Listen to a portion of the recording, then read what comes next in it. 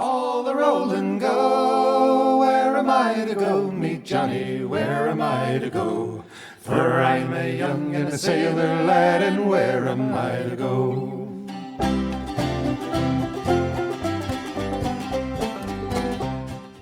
Hello, and welcome to Where Am I to Go podcast. Today, I am at my absolute number one favorite museum that I have ever been to. I feel so fortunate that Gil, the founder of the museum, has been willing to sit down and talk with me. We're not really going to do a walkthrough on this museum because we couldn't even begin to do the museum justice if we had 2 or 3 or maybe even 4 or 5 hours to sit down and talk with Gil. So we're just going to kind of hit some highlights and see where this goes. This museum has a little bit of everything. The sign out front says it is the Smithsonian of the West.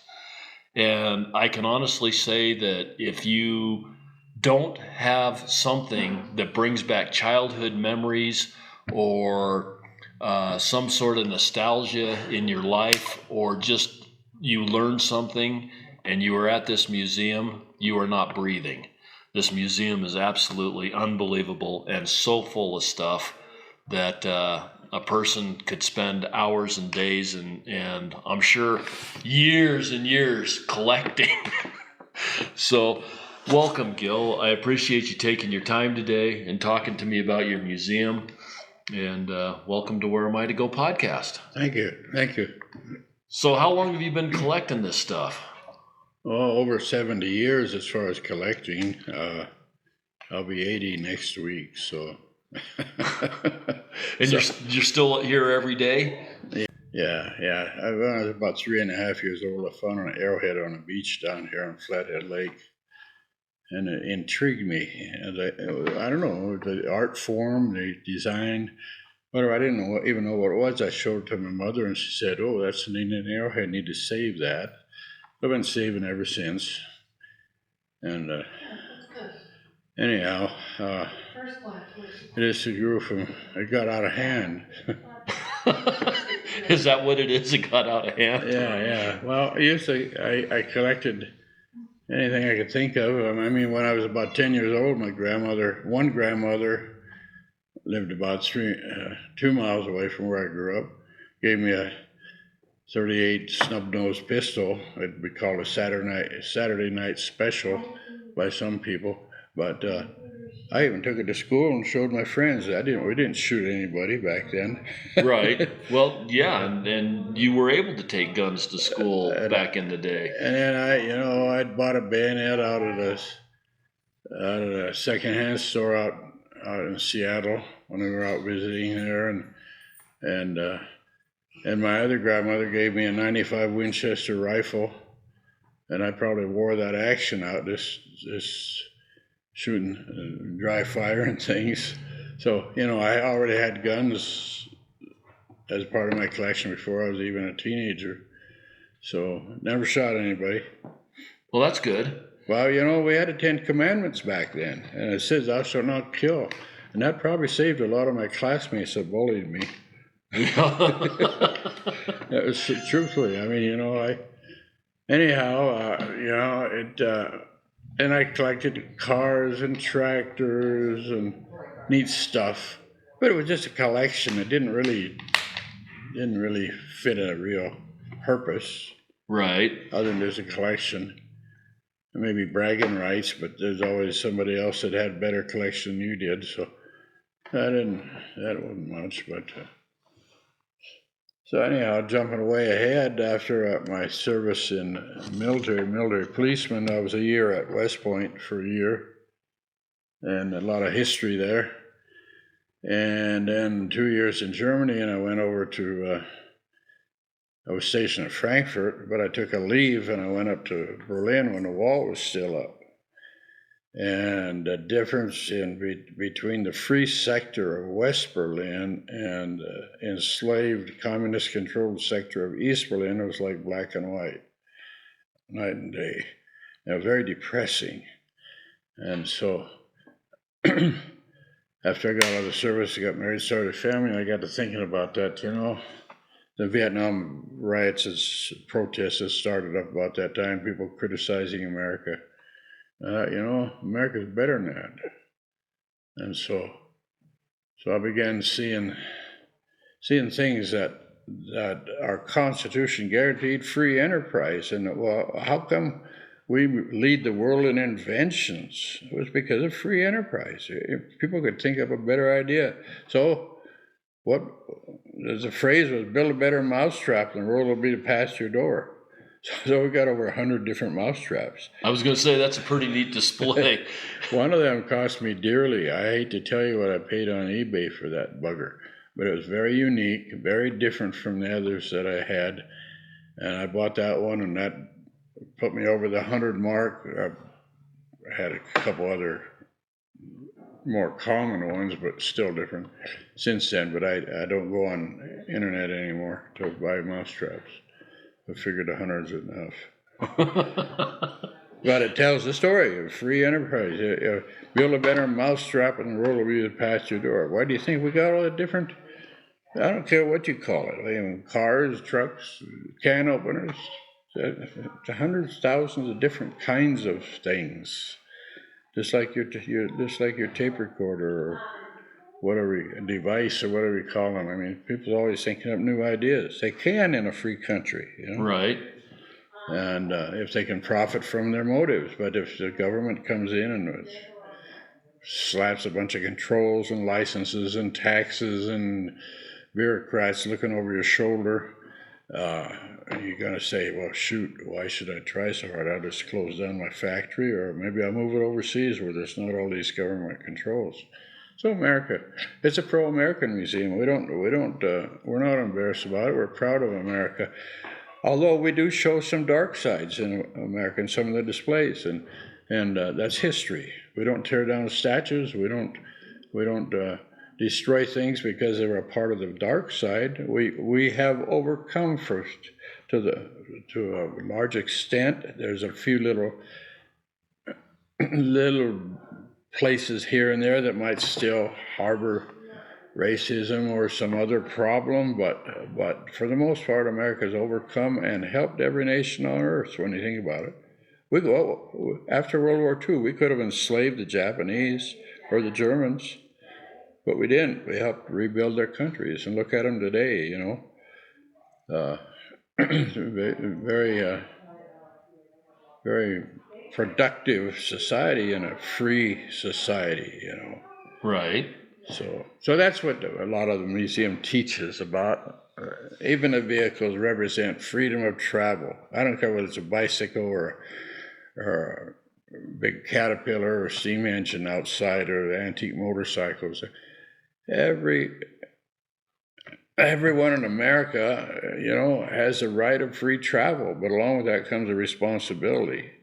If you screw up, like we got that DUI victim memorial down below, shows what happens when people don't act responsibly. Right.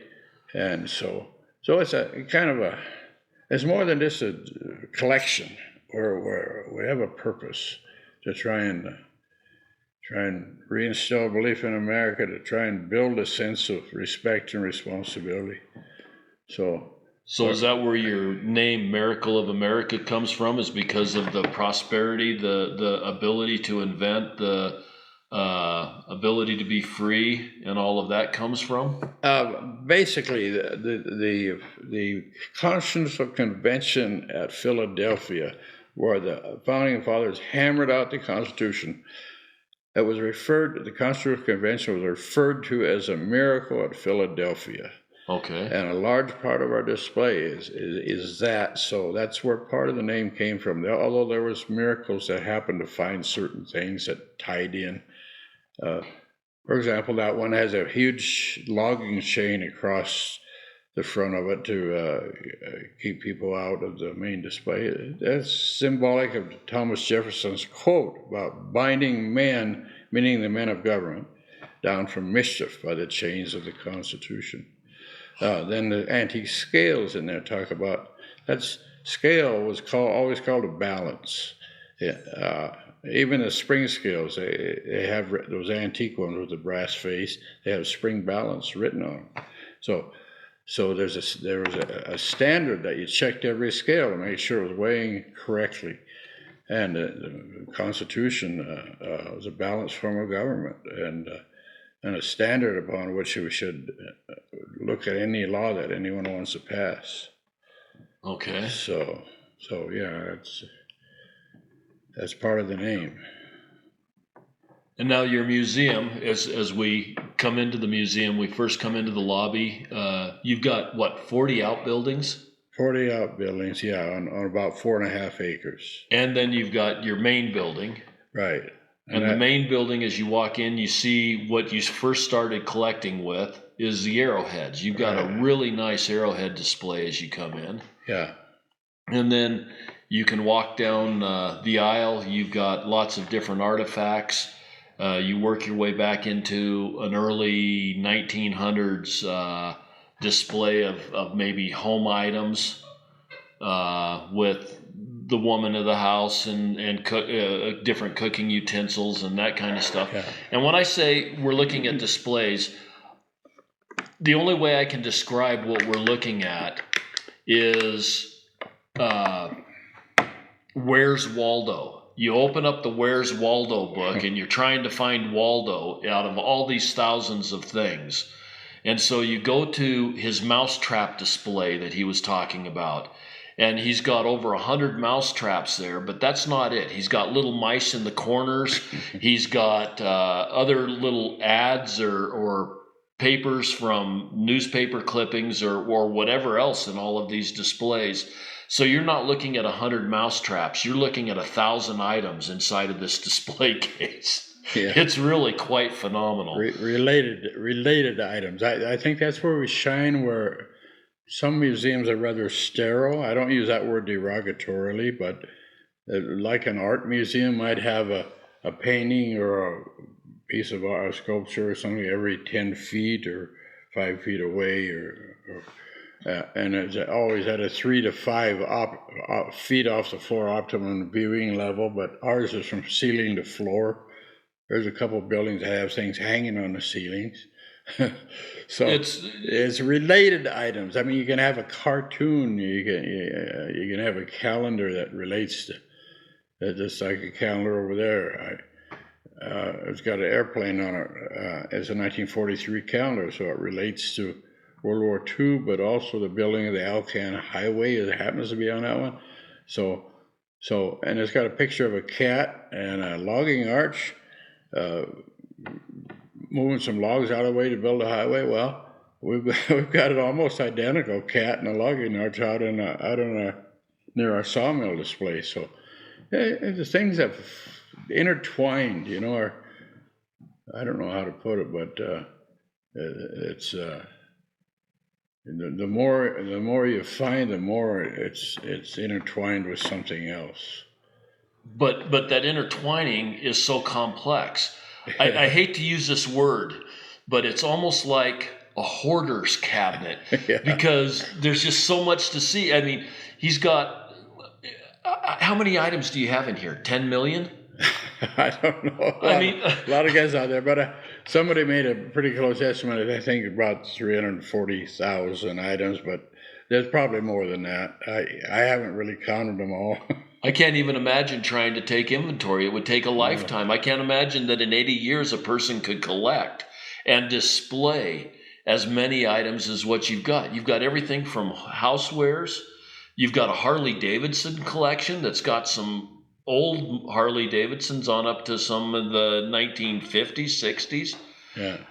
He's got a display room that has old Cushman motorcycles, along with Vespa motor scooters, along with, you had a little car back there that was quite interesting by the Flyer Company that had wood slats on the floor. It looked like a go-kart, but it was actually manufactured as a runabout town car, has 2 little seats in it on a wood crate type frame, bicycle wheels, and another wheel that drops down and drives. You've probably got one of the very first snowmobiles ever made in that same room. that's it's a snow toboggan. It's a motorized toboggan that's 12 feet long, maybe. Yeah. And has a way to drive the toboggan. I don't even know how you steer that thing because there's not a ski on the bottom. There are short skis underneath the nose of the toboggan. Okay. And the tiller bar actually, there's a twist grip on it to actually add the throttles, powered by a Indian motorcycle engine. And I have been in contact with the grandson of the man that built the first factory-made snowmobiles. So he, at the time I contacted him, it was about 30 years ago now. Ours was the 8th one he knew about. So now we got a huge winter display, including the tools and toys of winter. That's just unbelievable. So now is that's the one that you're talking about in one of your out sheds? Well, this is the one it's with the motorcycle section because it's got the Indian Scout motor in it, but the rest of them are out in a special. Well, most of the rest of them. Yeah, what ties in. So we've got a couple military snow machines. One of them's a very rare snow tractor. It's back in the main military room. Okay. But that's not the only military room. No. Your military displays are throughout this whole museum. All over. You know, you've got your military equipment display, but then you also have your World War II with all the different signage from Hitler. You've got Nazi flags. You've got American flags. You've got lots of American military guns, along with other countries' guns. Yeah. I mean, when we start talking military stuff, it's everywhere, and it's kind of displays all sides, I guess. The propaganda and the newspaper articles of what was going on at the time from both the Allied and Axis forces. It's quite the display. And we show the suffering that goes along with it. I tell the kids when they come through on a tour, war is a very terrible, ugly, painful thing, but there's something worse than war, and that's slavery. Yes. So it's been necessary that people have given their lives so we could be free today. You know, a great tribute here. There's around the country, maybe even around the world, there are specific museums that might have a bigger military collection or a bigger motorcycle or auto collection than we have, but nobody has the variety that we do on public display. The Smithsonian has a lot in storage that you don't even see. I've had people go through the Smithsonian that liked our displays better because they could get up close and see so much more. So we don't have any. Well, by the way, we were called Smithsonian of the West, so we put that on the reader board, and a few people that actually worked at the Smithsonian thought that was a neat thing. They came through the museum. Then one sorehead came, and he was involved with Smithsonian in some way, and he demanded that we take it down. Well, we did for a while, and we got thinking, well, you know, we can't help what people call us. Right. So if he has an issue with it, go work on those people that call us the Smithsonian of the West. So we just left it be. Well, and like I said in my intro, this museum has everything. I mean, you've got little bits of absolutely everything. Like you said, your collection of military stuff may not be as big as what the Smithsonian or the new museum in Du Bois, Wyoming has, but you have such a wide selection of things, like the military snowcat that you have back there. I've never seen that in any other museum. You've got I mean, just it goes on forever. Your your winter transport part of the museum. He's got Arctic Cat snow machines they had to have been the very first ones that were put out, all the way on up through the 60s. But you've got probably 40 different snowmobile manufacturers represented in your display. Close to that, yeah. And I mean, now we've got Arctic Cat, Polaris, and Yamaha, you know, as far as maybe Kawasaki, as far as the snow machine manufacturers now. But back then you had 40 different people manufacturing snowmobiles in the 60s, 70s. Those companies are all out of business now, but they must have prospered enough to be able to make a lot of machines to put out. And they're all on display. You've got like 6 or 7 big snowcat, the big passenger type out there. You've got lots of different track systems, from ones that run on a wheel system that you could just put on a Model T, on up to ones that are air powered. Yeah. And the air powered ones are just really intriguing to me. Mostly those were built for flat country, like back in this mid like the eastern northeastern states. But 2 of our vehicles were pre-owned, actually more than that, but the 2 we're talking about were owned by Glacier National Park. And one was built by their maintenance shop in 1940, I think it was, and that was replaced in 1952 by the Tucker Snowcat. And we have all the, when we bought that, we got all the paperwork go with it, including the sales brochure that the company from Medford, Oregon that made the Tucker sent to the park, trying to get them to invest in it. And so we have that. We have the delivery notes that it was going to be delivered. We got some repair parts things, and it's neat to have that provenance. And just like any vehicle, we like to have the correct year license plate on it. We like to have the manual, the motor manual that came with it, maybe some advertising that out of a magazine, that's maybe some accessories. I really love the accessories sometimes more than the parent vehicle, because they're so unique. And just like with the Model T Fords, we have 10 complete Model T Fords, and I think there were probably 10,000 accessories. Everyone trying to improve on Henry Ford's Model T. But I mean, that lasted from 1909 through 27. So there's all that many years of all these accessories. And the other day I picked up a motor been used on a buzzsaw, and they had some accessories on there and even one homemade part on a buzzsaw to governor to slow the engine down. It was very unique. I've taken a picture of that so I can show it to the Ford Model T Ford Club, because it's so unique. I mean, this free enterprise breeds invention, and so I don't think America needs to apologize to anybody. Other than the dark side, there's unfortunate parts of history. I think some people need to forgive and look forward instead of looking at the past as far as that sort of thing goes. But there's other opinions too. So, but not everyone will love some of our messages. I had a guy from Russia. He claimed to be a communist, and he went through here, and he really liked our museum. But he says, I disagree with your patriotic displays about America.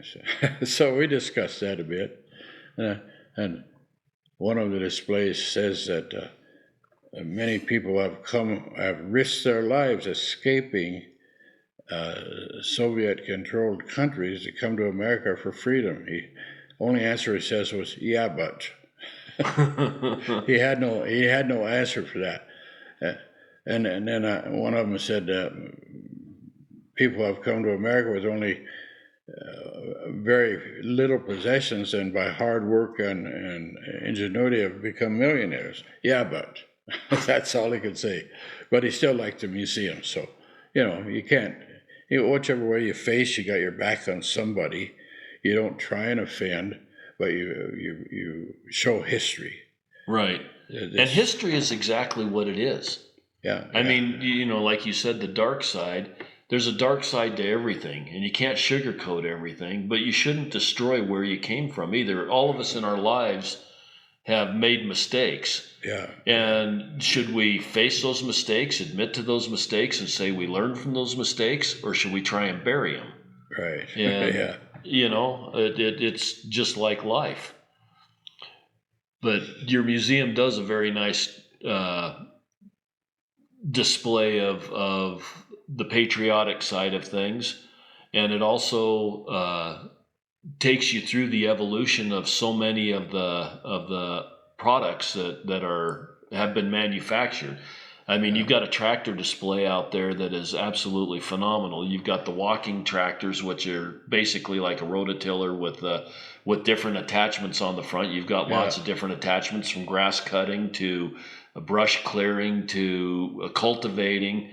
And those were kind of replacing the horse-drawn plow, which you've got several horse-drawn equipment pieces out there. Yeah. And then you come on up into the modern tractor or semi-modern. I mean, you don't have the 2002 model, but you've got the 1950 model, Right. that has the cultivators on it. And you can see the evolution of how these things have progressed through the years very, very clearly. Yeah. So we do try and demonstrate a lot of those things.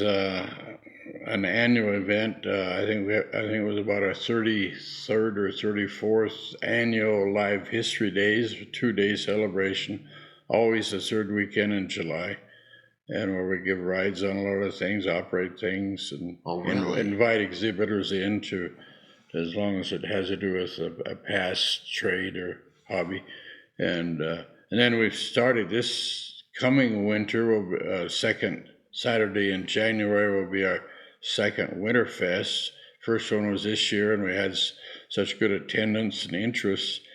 Guest snowmobilers brought their vintage machines, and along with ours, and we gave rides all day long, and so we'll make that an annual event. I've already got promises of people who said they'd come and help. So does most of your equipment run? I would say, well, it should, if I had enough manpower to run it, but you can only work on so many vehicles in a day, you know. We try, I would say probably half of them have, or more than that, have been driven in here, but some of them haven't been run for a long time. Well, and that's hard on a machine. You should really start something at least annually, if not more. You got to air up the tires and work the brakes. Some of them still have mechanical brakes, as they originally came out with. And if they've got hydraulic brakes, you really need to pump those every once in a while. Otherwise, the brake fluid will gel up and plug your lines and stuff. So, there's a lot of upkeep and maintenance that needs to be done. Well, and just fuel. Fuel doesn't last more than about a year in a vehicle without varathaning, and then that means you got to clean out your gas tanks and all of that stuff on a regular basis too. We use premium non-ethanol gas and everything. I don't know how long we'll be able to get that, but if you were to use something daily, you could get by with the ethanol crap, but if you're going to leave it sit for 6 months, you can't run it on a regular basis. You don't want to put ethanol gas in anything. So then in batteries, if it isn't fuel or gas or tires, it's batteries. Right. And the environmentalists have caused a lot of this stuff to not be as good a quality as it used to be. So and we end up with a lot more wasteful society. Something wears out, well, you throw it away. Whereas before, you could rejuvenate a battery, or you could recycle things and repair things. So, freedom, along with that's dependent on responsibility, and that's always been the best way. Now, your museum is also very interactive. You have little signs that say all over the place that say "Enjoy, do not destroy." So these items are all ones like you've got several music machines and an old motorcycle race video machine from probably 1970, maybe even the 60s. Probably, yeah. And some of these music machines, player piano and another music machine that you've got that plays a fiddle or a violin and piano keys. And some of that type of stuff, you can drop your quarter in, you can watch the machine work. You can play the little video game. You've got two helicopters out there that only one that they can sit in and play. But they love. They can sit. And what's exciting is you see a Vietnam vet with either his child or a grandchild sitting in there, and then just sitting in there together. They may sit in there a half hour, and he's maybe sharing some things that he never talked about before. You see, maybe with PTSD or something like that. Maybe that's the reason, or maybe he just never had occasion. The helicopter maybe reminds him about some things. He can share that. So we call it intergenerational bonding. That's the beautiful thing here. You mentioned the games. We had a shooting gallery and another game we had up near the front here. And we found that the kids would gravitate to those and the adults would start going down to the museum. We took them out. We want families to stay together. And really neat. Almost every day we see some, but especially yesterday there was a grandfather going around with the kids and explaining things. And one was real little kid. And of course, we got a fire truck out there. There's 2 green ovals on it. That's a symbol that you can interact with it.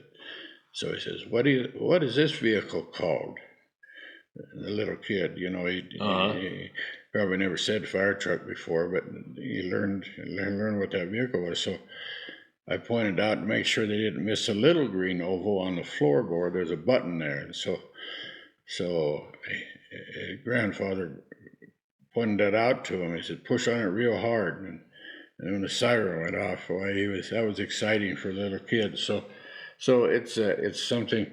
Not every museum is going to have some of the other things. I've made some various bells and devices, and they can get in a UFO. I built 3 UFOs. One of them we have in praise. One of them I built so people can go up in it and they can look out the viewports out of the cupola, and it looks just like your typical flying saucer. Your flying saucer display is awesome.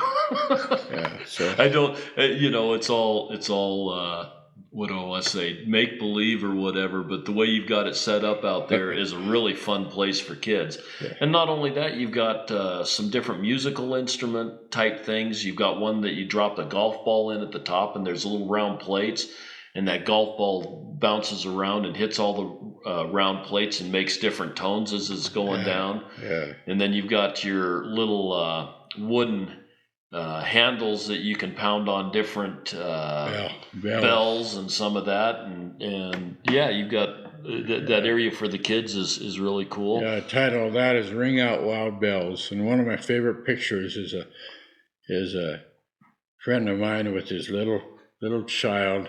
And I think it was a child.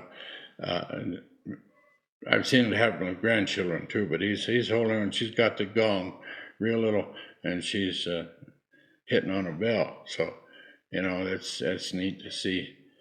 I mean, even a babe in arms can enjoy it when they realize they're responsible for making the noise. It really gets a big smile and big wide open eyes on something like that. Well, and you were talking about the fire engine siren back in your military display. You've got another siren back there that's a bomb alarm siren or whatever. Yeah, air raid siren. There you go. And you can hand crank that thing. And the whole time I've been walking through the museum, I've been listening to the air raid siren go off and also the fire engine siren. But you've got back in another area that you have a schoolyard. You've got a tetherball out there. Me and the grandson had a little tetherball game going. And, just all the way through, there's all kinds of interactive little, like you said, green signs, and you're supposed to enjoy while you're here. Yeah, yeah. And So what's neat, we see kids bringing in their children who came through themselves as children. But you see, in 36 years, there's plenty of time for another generation to start. oh yeah. So we've got the repeat generations coming through. So. And right now, where we're sitting and talking is quite an interesting room too. You've got a 1950s soda fountain set up with all of the old cups, the old bar stools that are attached to the floor and red covering. You've got a mannequin dressed in it. I think if I remember right, it said the attire of Glacier National Park attire for serving. Yeah. And it was from what, 1914 20s. 20 to and 40? We got it from the woman that was a waitress there in the 20s. Okay. And the fountain itself, most people think of a 50s era, but that fountain was made in 1925. Okay. And it was a neighboring town about 10 miles south of here. So then the bar stools are not, the soda bar stools, we got an antique store, the bases, then we did the tops and the upholstery ourselves. Okay. So. And then in this room also, you've got a remote control airplane. You've got an old camera that folds, the old like 1900s camera that had the fold out and is quite big. Yellows, you've got you got a bicycle built for 2 with a baby seat on the back. So I guess that's a bicycle built for 3. 3, yeah. You've got another old, I'm assuming that's a 40s or 50s vintage 40s. bicycle with Coke bottles in the front in the little basket. It's got the little dinger bell and a mirror on it.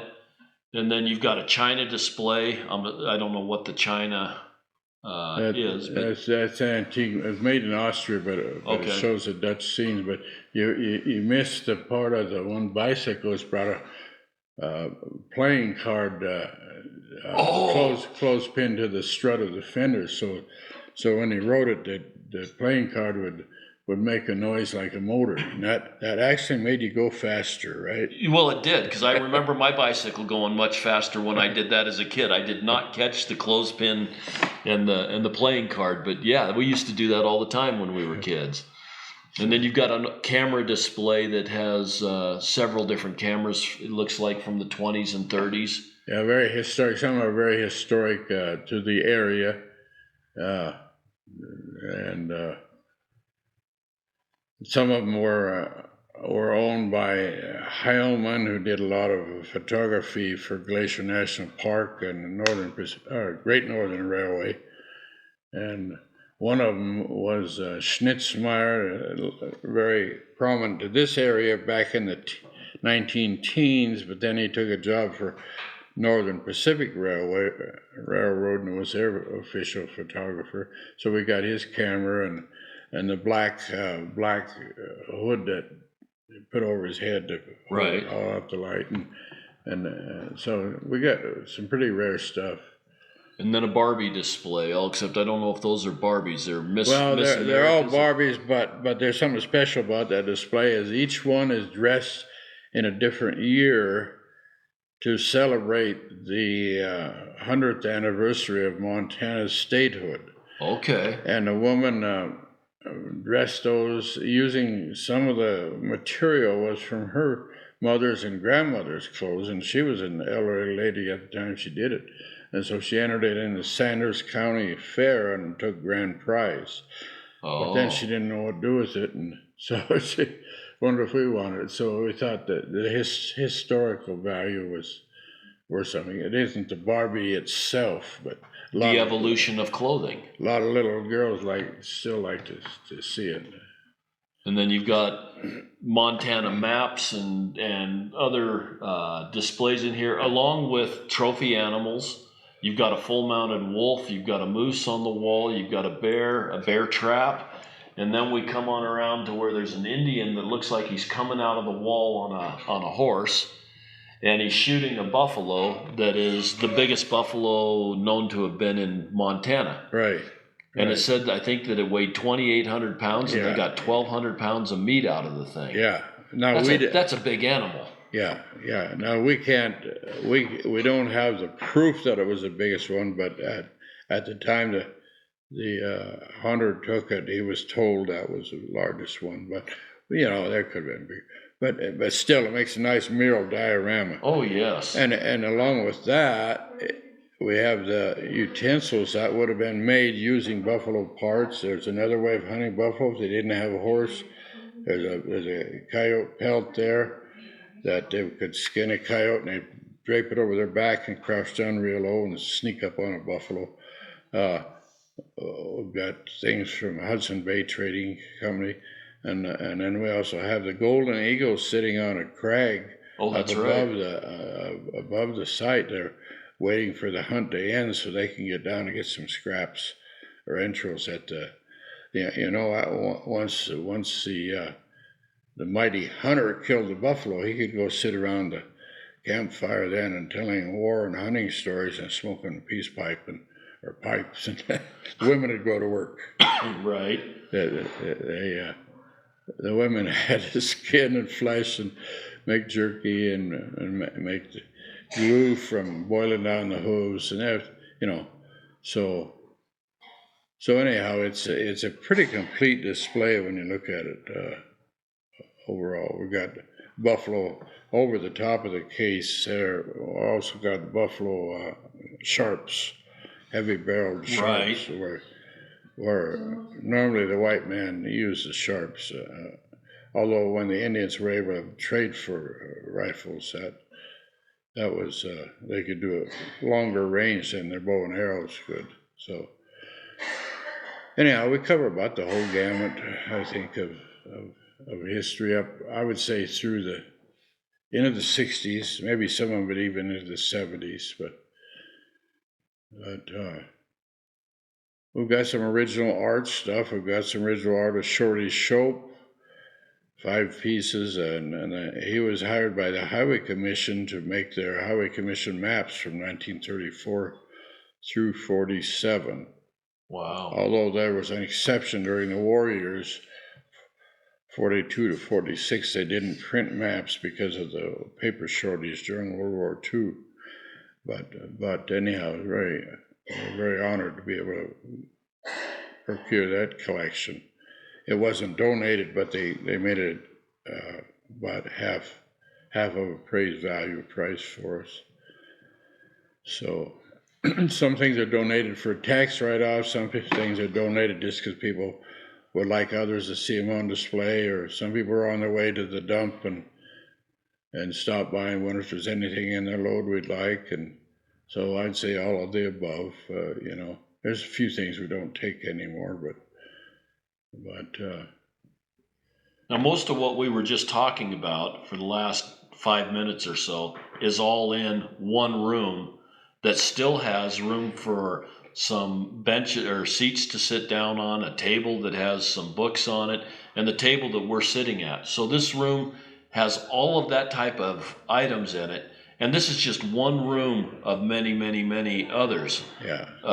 When you go out to the courtyard or to the back area or whatever, you've got another 40 buildings or so. 40 buildings, yeah. We've got a blacksmith display that has blacksmith tools in it. We've got a railroad display that has all kinds of the railroading equipment. We've got a toy area that has the old erector sets, old dolls, pogo sticks, just all the toys that I played with when I was a kid, and I'm sure a lot of them that my grandparents played with when they were kids. You've got a schoolhouse that has books in it, a press, a display, kind of a natural history display in the back corner that has beehives and several things like that. You've got old automobiles out there. You've got the ship. You've got the Paul Bunyan out there. Yeah. Tell me about the Paul Bunyan. Well, that was built in 1926 at Summers, which is a head end of Flathead Lake. The Summers Lumber Company was owned by Great Northern Railway, and they needed lumber for not only railroad trestles but bridges, or snow shed covering so the snow slides wouldn't wipe out their track up in Glacier, but they needed the railroad ties, and so the best way to move logs back then was to get them down to the lake, and then they would make a boom or raft of logs. They would chain all the boundary logs around the outside edge of the pile or the grouping together, and then they'd hook onto a boat. Well, the steamboats were pretty powerful, but this was built more powerful than they. And the steamboats, they were getting pretty old.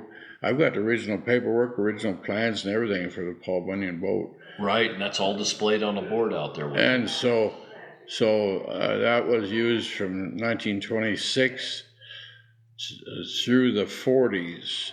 I believe it was hauled or taken out of the lake in 50 or 51. And then for years it set up south of Lakeside overlooking Flathead Lake, and a guy built a house on the back of it. When we obtained it, we had to take that house off and try and restore it back to original so people could now go up on it again. It has the original wheel in the wheelhouse and the telegraph, which was a metal column with controls on it, which regulated the engine speed and the direction. If they wanted to reverse the boat, you couldn't turn like a boat motor. You could maybe turn around it. They reverse the direction of the engine. There's some engines you could do that. Okay. And so anyhow,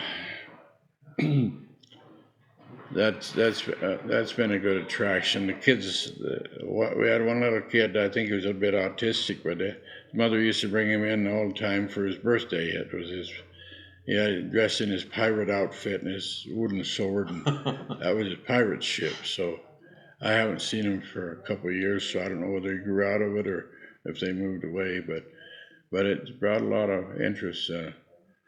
Some people can walk right by something and not be interested, but the next person come along and they're really interested. So the diversity here is what really is a real asset to us, because if you don't find something in here, like you said up front, you're not living. yeah, something that from your childhood or whatever, you've not had much of a life, because it is totally amazing. And the Paul Bunyan is a lot of fun. I mean, you've got it opened up to where you can walk into the bottom part, go on up on the deck, walk around the deck, step inside the captain's room for the steering wheel and all of that kind of stuff. And then when you come back down, you walk into another room that has, I'm going to throw a number out, 75, 100, 150 outboard motors. I think 100. 100. I think I counted them a couple of weeks ago because the guys offered me a few more and I wanted to see what we had. So you've got 100 outboard motors, and these outboard motors are ones that had to have been like 1900 on up through 1970. That one, they just had a little knob on a flywheel and you spun it. You had the spark and the throttle right. And if you didn't have it just right, that could kick back and that could break your wrist. Wow. So so then after that, they put a little notch in the wheel. You wrap a rope around it, and it was rope start. But the rope would come off after you got it spinning. So a lot of people have a recoil start on the later motors, where you pull the handle and it gets it spinning, and then it winds back in. That's a recoil start. That's not like really, what we have on modern lawnmowers. Yeah, that's not really a rope start. Because a rope start, you got to hold on tight, because you spun that thing and the rope went kind of flinging out there. If you weren't holding on tight, you could lose your starting motor out, or starting rope out in the lake. So I've got a cartoon about that, or a painting out there. So we've got everything relating to water, from antique wool swimming suits. Yes, that was cool too. And fishing gear, duck hunting. We've got a duck hunting little boat and a mural diorama with all kinds of decoys and stuffed waterfowl, shotguns, shell boxes. gun cleaning rod or an oil, and I mean you got to have the related things, right? And then some early hunting licenses from back in the day, 20s or older. So all these related things. Same with the fishing gear. You got to have creels. You got to have your fishing boots, the poles. Your fishing hat with the fly stuck in the hat band. Are you guys beginning to get the idea of what this collection is and why I say this is my absolute favorite museum of all the museums? And it's here in Polson, Montana, which is what we're 45 miles north of Missoula. If you're driving out Interstate 90 and you turn at Missoula, come on up. Flathead Lake's beautiful. The Mission Mountain Range just is where you sit. It's south of Flathead Lake. To me, is one of the prettiest mountain ranges in the nation. I love driving up Highway 93 and following the Mission Mountain Range. Everybody likes to brag about our Wyoming Teton Mountains, and the Tetons are cool, but the Mission is my favorite. Yeah, and I grew up every day, my childhood, just looking at them. So, I've been over to Switzerland, and I don't think the Swiss Alps have anything over us. So. And your valley here is beautiful. I mean, it's such a nice drive, and to come up here and see this museum is so worthwhile. And then you've got we're right on 93, and we've got very good access, 2 access points, and the motorhomes have got plenty of room to pull in. A lot of motorcyclists. Just north of us, then. About an hour and 15 minutes or so is the entrance to Glacier National Park. Right. So they can go along the east side of Flathead Lake, which is Highway 35, a little narrower but a little more direct to Glacier Park, or they can stay on 93, go through the town of Polson, across the bridge there where the Flathead Lake used to be called the Ponderay River, but most people call it the Flathead River. But anyhow, and then they head up 93, which is a little wider highway and a little better view of the lake, up through Kalispell, and then you can either go to Whitefish, which is a good ski area, or go on over to the park and through Glacier. So we're in a prime location. We couldn't ask for, but I wouldn't trade our property here. Wish it was bigger. But I wouldn't trade our site for any site in the county, because it's just in view of Highway 93, which is a divided highway at this point, but it's got perfect exits. And if you miss the first one, there's the second one right by the Walmart and the traffic light. And otherwise, we're open every day, 9 to 5. A lot of people, I don't know, they're running on Pacific time. They come 15 minutes before we're ready to close, and they want to see this museum. Doggone it. It puts us in a bad spot, because sometimes we've got a meeting to go to or want to get a project we want to work on, and they can't see it. So I'm saying, well, we heard about it, and we'll pay the full price just to take 15 minutes to go through. 15 minutes doesn't take you through the first 5 displays. I mean, you'd have to run in order to get through it in an hour, just about. So we've been here, I think, 3.5 hours going through the displays. Again, I've been here probably 6 or 7 times. I'm sure I'll be here another 6 or 7 times. Every time I come through, I see so many things that I didn't see before. But we'll go ahead and wrap this up. And you guys have a website. Right, and a YouTube site. Oh, tell us about your YouTube channel. Okay, all you got to do is Google our name, Miracle of America Museum, and then instantly the top bar has a YouTube button on it. And we have about 50 short videos. They're all about, I would say, from 3 to 7 minutes long, except for one video is 33 minutes long, and I tell the story of the museum. But a lot of them are patriotic, some are just fun, some are whimsical. A lot of our sculptures are whimsical, so you got to have fun in life. Oh, yeah. So. And then, I don't know, other than a website, they were on Facebook too. Okay. But Facebook is kind of, I don't know, I think they kind of, I don't know what they're doing, shadow banning us or what. I'm not getting the response on Facebook we used to. But we are patriotic, and I don't know that Facebook is. So, there's always that. Like I say, whatever way you stand, you got your back on somebody. Can't help it. So you do what you do. Yeah. Well, I really appreciate you taking the time today, Gil, and talking with me. And like I said, there's no way that I could even possibly begin to do this museum justice in this podcast. My thing is, get your butt out here and see it. It's just, there is so much here. And like we said, there's so much to do in the area also. Yeah. So I always finish out my podcast by saying the world is full of wonder. And this museum, you need to get out and explore. You need to come see this. The things that he portrays, the miracle of America, the inventions that have happened here are all on display. And Gil's just a fun guy to talk to. When you come in here, he's the one that was sitting at the desk when we got here, so he is 100% actively involved in this thing. So come on up, see the museum, and everybody have an absolutely wonder-filled day. All the roll and go, where am I to go? Meet Johnny, where am I to go?